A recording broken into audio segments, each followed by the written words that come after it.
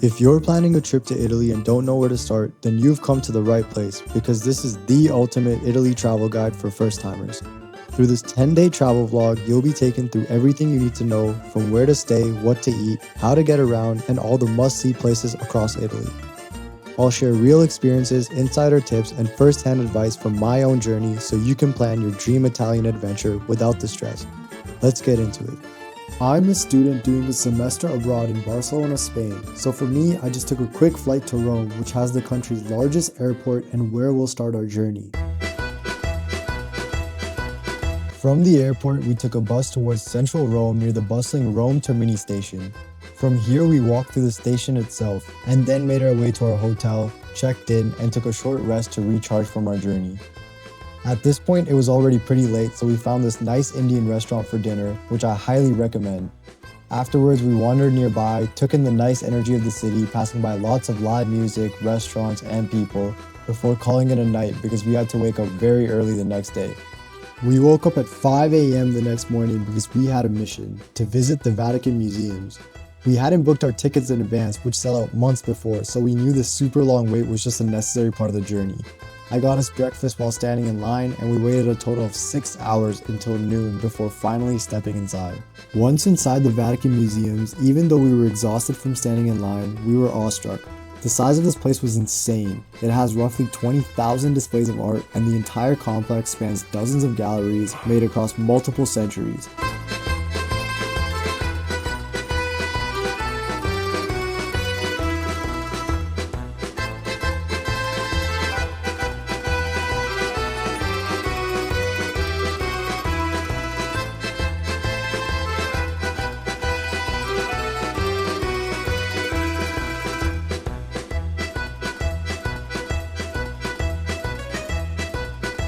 We went through Renaissance masterpieces and ancient sculptures, eventually arriving at the iconic Sistine Chapel, which unfortunately we weren't allowed to record.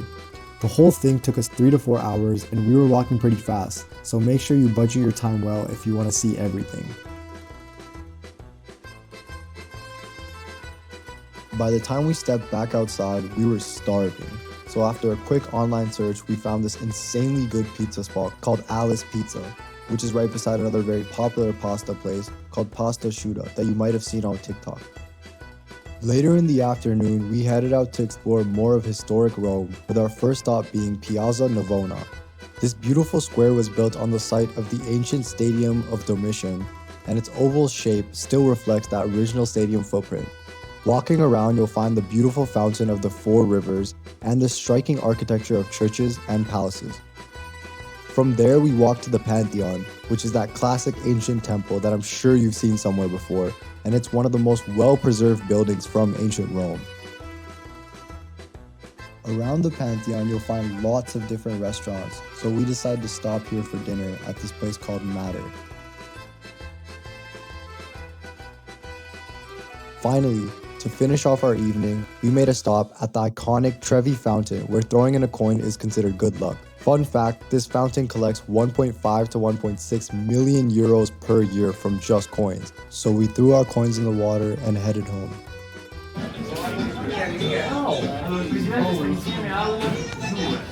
On our final day in Rome, we started off the morning with some baked goods at this cafe.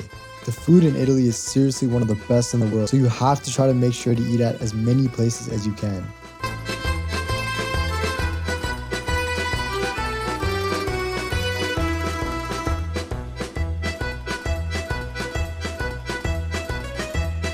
If you're into any sort of Roman history, then you'll absolutely love the Roman Forum. It was the epicenter of the Roman Empire's political, commercial, and social life. It's where triumphal processions marched, public speeches were made, markets operated, and the fate of emperors was debated. Walking among the ruins of temples and arches, it's like you can almost see the ancient Roman Empire in front of you.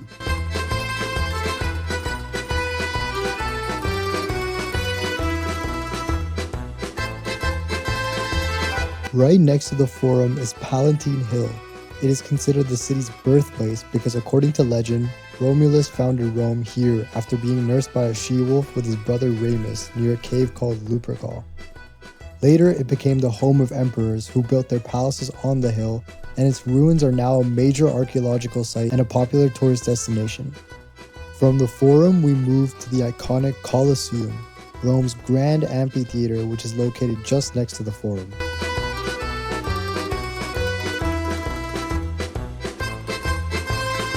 The Colosseum is the largest amphitheater ever built and could hold tens of thousands of spectators, with some estimates going as high as 80,000.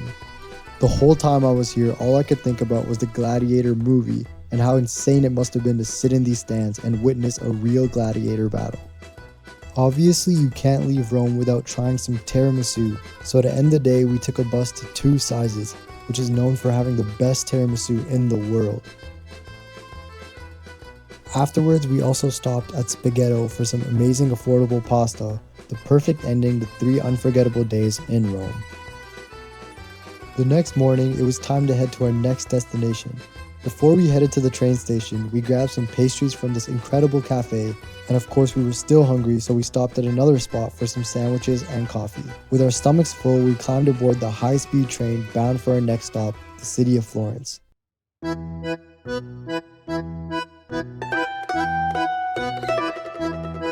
After arriving at our spacious apartment in Florence and dropping off our bags, we went right out for some delicious pizza, a perfect way to start exploring the city.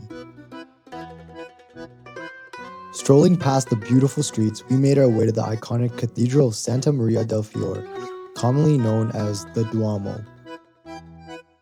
Here we walked around the Piazza del Duomo and the adjacent Campanile di Guado, or bell tower.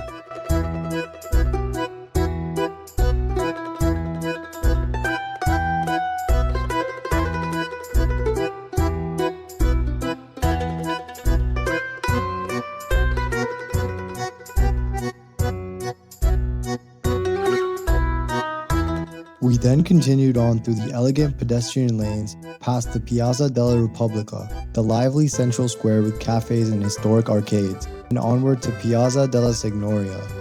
This square is literally an open-air museum of Renaissance artistry and civic history. It's been the political and cultural heart of Florence since the 14th century.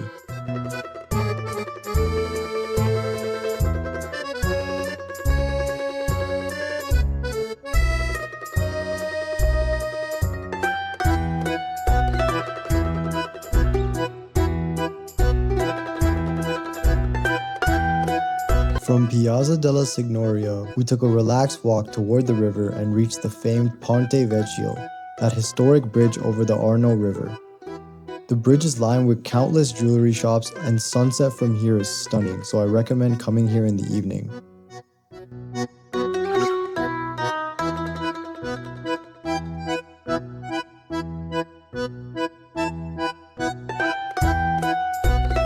We crossed the bridge and followed a local tip to stop at the little gelato shop called Sabrina Gelato.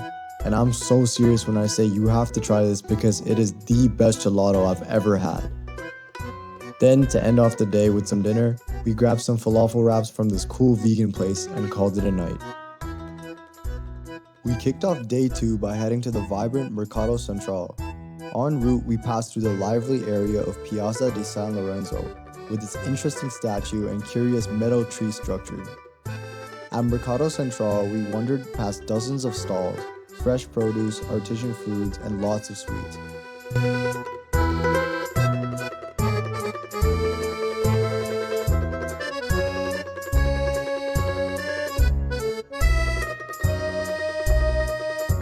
Here we stopped to eat at this famous budget-friendly place called Pasta Fresca, which is an absolute must-try. Right outside is also this large leather market, which is what Tuscany, the province, is known for. Then we visited Giunti Odeon, a fabulous bookstore cinema hybrid where we spent some chill time browsing books and soaking up the peaceful ambience. Of course, when you're in Italy, it's essential to try at least one gelato every day, so we stopped at Baroncino, and they had some really cool flavors to try out.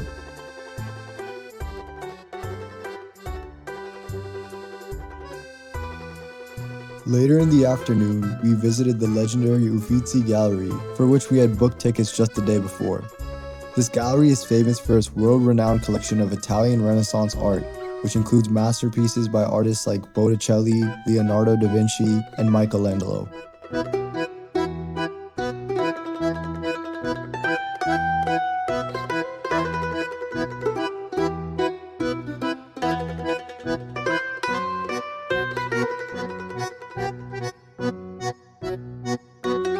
Finally, for dinner, we went across the bridge to the super popular Gusta Pizza, which was recommended to us by a local.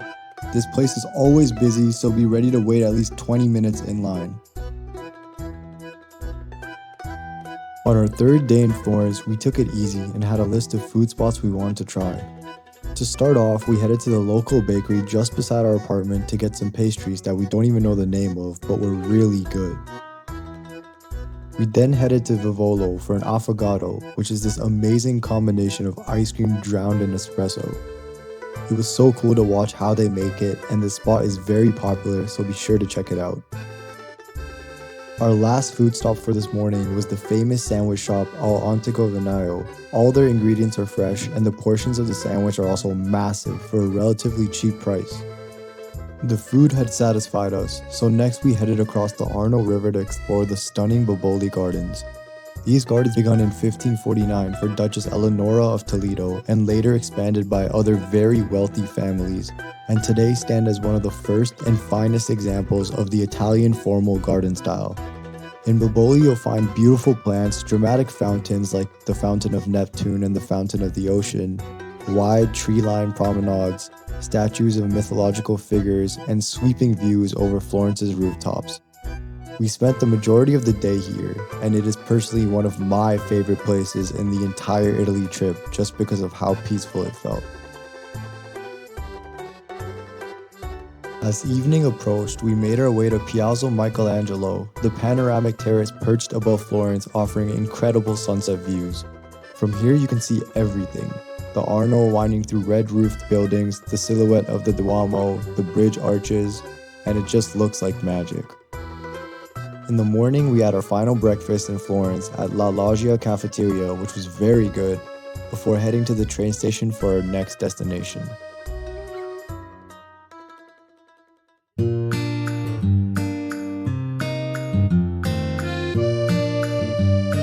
After arriving in Venice, we checked into our amazing room that overlooked the canal and then set off to explore.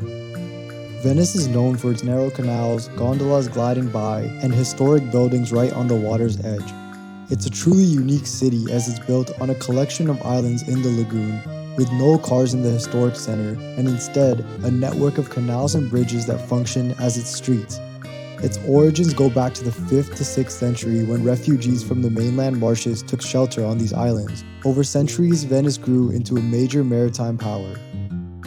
We wandered through narrow alleys, browsing local shops before stopping at Rizzo Bakery. On our way back, we made a stop at Casino di Venezia, right beside our hotel. And this is no ordinary casino, it's actually the oldest casino in the world, and originally opened in 1638. We started our second day with a walk to the iconic Ponte di Rialto, one of the key sites in Venice. This bridge stretches across the Grand Canal connecting the districts of San Polo and San Marco. It's the oldest of the bridges crossing the canal, with origins dating back to 1172. We paused for some pizza at Farini, a popular local pizza spot, and then stopped for gelato at Suso Gelateria, another local spot, and they were both absolutely amazing. After some more wandering and shopping, we hopped on one of Venice's Vaporato bus boats, a public water bus service that weaves through the canals just like a road bus in other cities. It was so cool seeing the water bus stop along different parts of the river, and it's a great cheap alternative to a gondola ride.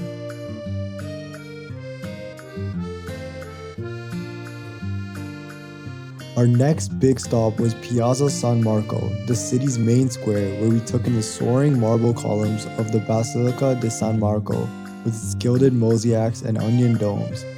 Beside it stands the majestic Doge's Palace, once the center of power of the Venetian Republic.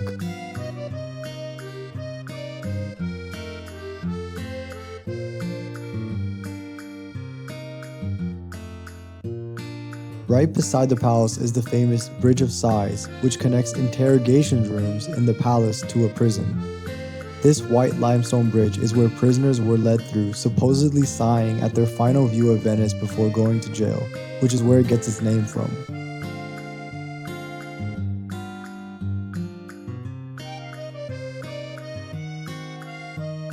The Palazzo Contarini del Bavolo is a spiral external staircase that we were supposed to visit next, but unfortunately it was closed when we arrived, so if you want to go see it, make sure to go before 5:30 p.m. Instead, we ended the day with dinner at Pasta Go. And of course, we needed to have dessert, so we got some delicious crepes at Maison de la Crêpe and some pistachio cannoli to go. The next morning, we grabbed croissants and coffee from a cafe, and this was genuinely the best latte I've ever had. Then we headed off to the train station, onward to our final city on this trip.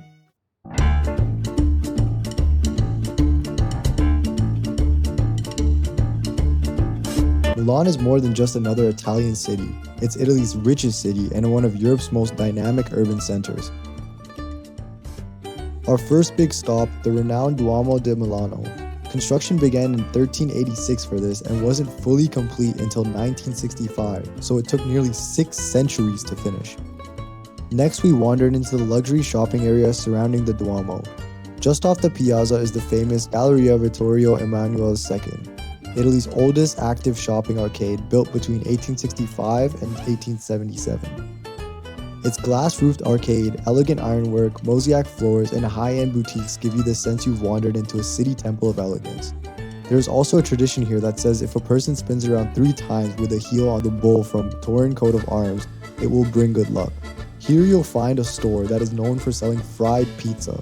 Of course we had to try it, and it was absolutely delicious. In Milan, you'll find luxury at every turn. It's one of the top global fashion capitals, host to major fashion weeks, and home to brand and designer stores that set trends worldwide. It may not have the same ancient ruin density as Rome or Florence, but its strength is in its stylish urban life, design, innovation, and culture.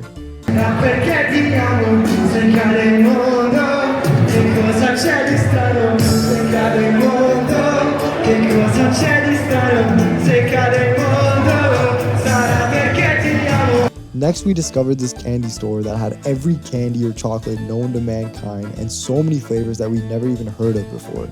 It was so cool, but extremely expensive.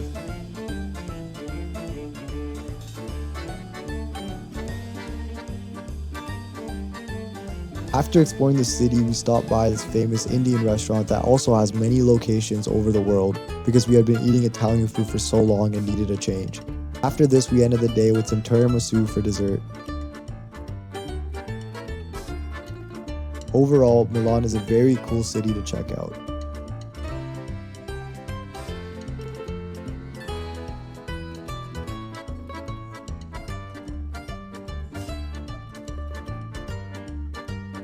The next morning, it was time to head out. We took one last stroll through the streets of Milan before making our way to the airport. And that wraps up our 10 unforgettable days in Italy. If you're planning your own trip, I hope this guide helps you feel more prepared, more inspired, and more excited to explore everything Italy has to offer. If you enjoyed the video, don't forget to like, comment, and subscribe, and let me know where you want to travel next. See you in the next adventure.